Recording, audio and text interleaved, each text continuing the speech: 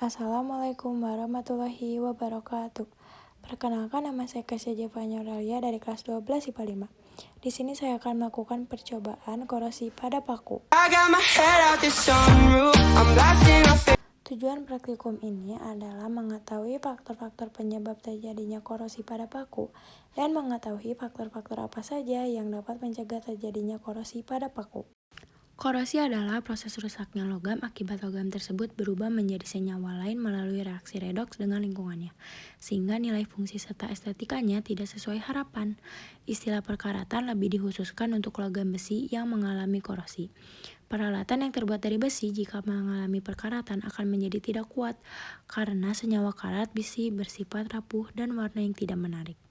Peristiwa ini terjadi pada kehidupan sehari-hari, maka dari itulah praktikum ini diberikan sebagai tugas praktikum, dan dalam hal ini benda yang digunakan adalah benda sehari-hari, yaitu berupa paku kayu.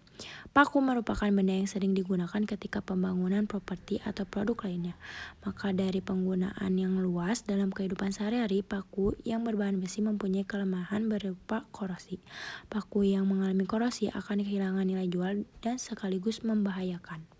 Alat dan bahan yang diperlukan dalam praktikum ini meliputi 9 buah gelas plastik, 9 buah paku, air, larutan NaCl, larutan CH3COOH, larutan H2SO4, larutan HCl, larutan air sabun, oksigen, minyak, amplas, karet, plastik, dan cat. Pertama, menyiapkan gelas plastik dan paku masing-masing 9 buah. Kedua, menggosok paku dengan amplas dan mengelapisi satu paku dengan cat. Ketiga, memasukkan air pada gelas ke-1, larutan NaCl pada gelas kedua, larutan CH3COOH pada gelas ketiga, larutan H2SO4 pada gelas keempat, larutan HCl pada gelas kelima, larutan air sabun pada gelas keenam, dan minyak goreng pada gelas ketujuh. Keempat, menyelupkan paku pada masing-masing gelas yang sudah diisi dengan larutan yang berbeda-beda. Sedangkan pada gelas ke-8 dan 9 hanya memasukkan paku saja. Kelima, menutup masing-masing gelas dengan menggunakan plastik dan dikencangkan menggunakan karet.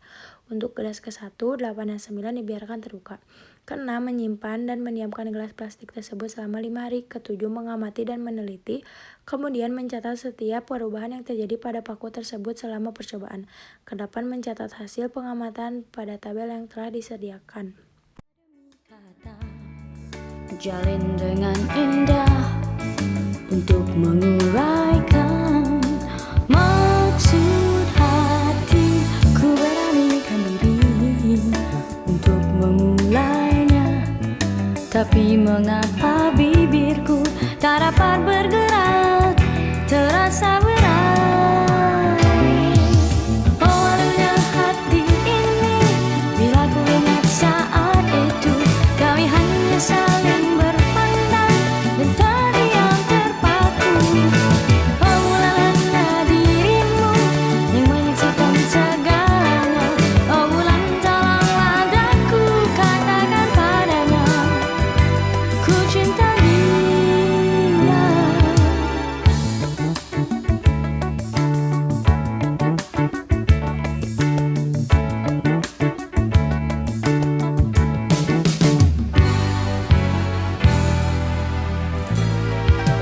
Kata demi kata, jalin dengan indah untuk menguraikan maksud hati, ku beranikan diri untuk memulainya.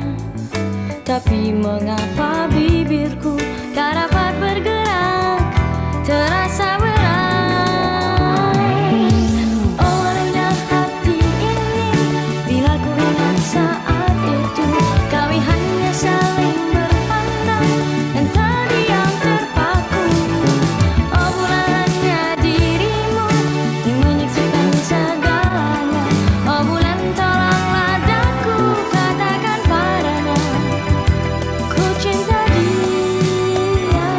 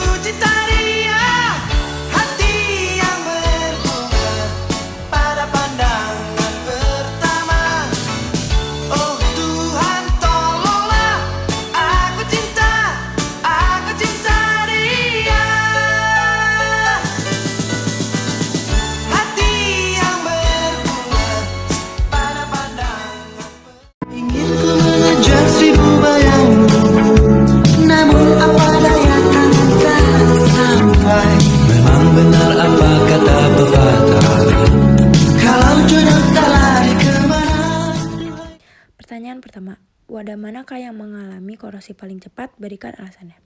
Zat elektrolit merupakan salah satu faktor penyebab korosi karena adanya transfer elektron. Transfer elektron tersebut berkaitan erat dengan reaksi redoks. Semakin tinggi suatu larutan elektrolit, maka akan semakin mendorong terjadinya transfer elektron yang menyebabkan korosi.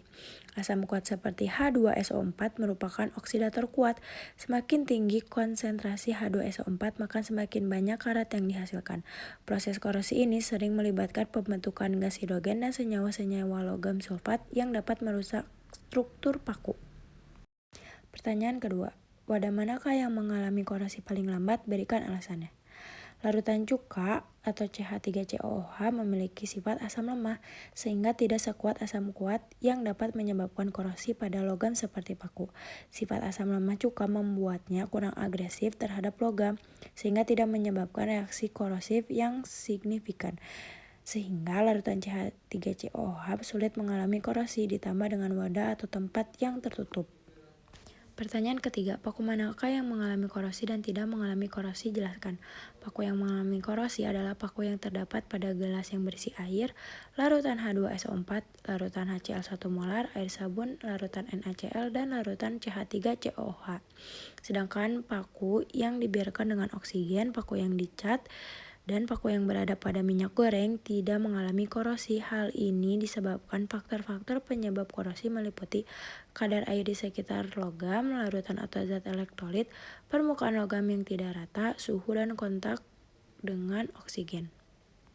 Kesimpulan dari pengamatan yang dilakukan selama 5 hari tersebut dapat diketahui bahwa pada gelas yang berisi larutan elektrolit, air sabun, dan air mengalami korosi dimulai pada hari pertama dan berlanjut sampai hari kelima dengan jumlah korosi yang terus bertambah. Sedangkan pada gelas yang berisi paku yang dicat, minyak goreng, dan paku yang didiamkan dengan oksigen sulit mengalami korosi.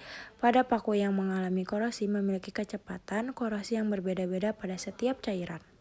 Berdasarkan kecepatan dan jumlah korosi yang ditimbulkan, dapat ditulis cairan yang menyebabkan korosi dari yang tercepat adalah yang pertama air, yang kedua larutan H2SO4, yang ketiga larutan HCl1 molar, yang keempat larutan sabun, yang kelima larutan NaCl, yang keenam larutan CH3COOH, yang ketujuh oksigen, yang kedelapan cat, yang kesembilan minyak goreng. Pada gelas terbuka menyebabkan korosi lebih cepat pada paku. Hal ini karena pada gelas terbuka paku kontak langsung dengan oksigen. Sedangkan pada gelas tertutup hanya sedikit oksigen sehingga sulit terjadi korosi. Pada gelas yang berisi minyak goreng tidak mengalami korosi karena minyak goreng tidak mengandung oksigen atau air yang diperlukan untuk menyebabkan proses korosi. Berdasarkan hasil tersebut dapat diketahui bahwa untuk melindungi bahan besi dari korosi dapat dilakukan dengan cara pelapisan besi dengan bahan yang tidak mengalami perkorosian atau bahan yang tidak dapat bereaksi dengan oksigen, sehingga besi dalam keadaan bebas oksigen dan tidak mengalami korosi. Contohnya dengan mengecat paku atau melapisinya dengan minyak.